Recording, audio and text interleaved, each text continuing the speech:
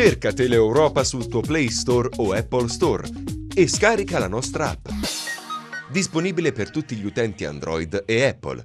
Ti aspettiamo! Insospettabili i presunti autori dell'omicidio Berlingeri avvenuto alla Lamezia Terme il 19 gennaio del 2017. Oggi l'arresto della moglie dell'uomo accusato del delitto.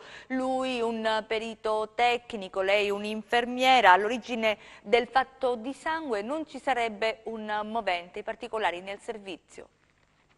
Eccolo il video grazie al quale gli inquirenti hanno potuto collocare sul luogo dell'omicidio di Francesco Berlingeri di 57 anni e del ferimento del nipote minorenne di questi avvenuti a Lamezia il 19 gennaio 2017 i coniugi Gallo.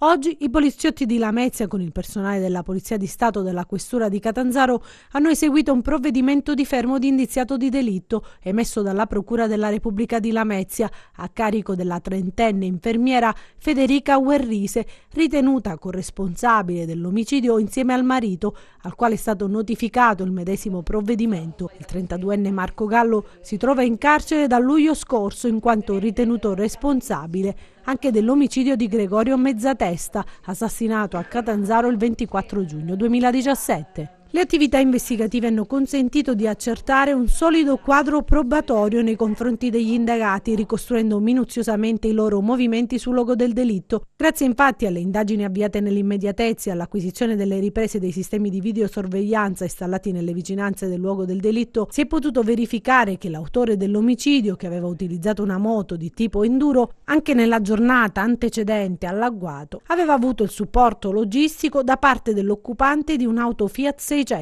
della quale si intravedeva una parte della targa. Grazie anche al supporto del servizio di polizia scientifica di Roma è stato possibile individuare la targa dell'auto risultata intestata a Federica Guerrise. Analizzando anche le celle telefoniche si è scoperto che entrambi i telefoni degli indagati erano presenti sul luogo dell'omicidio. Il movente, secondo gli investigatori, sarebbe da ricondurre ai trascorsi criminali della vittima, dedito ai furti di autovetture o mezzi industriali con la pratica del cosiddetto cavallo di ritorno.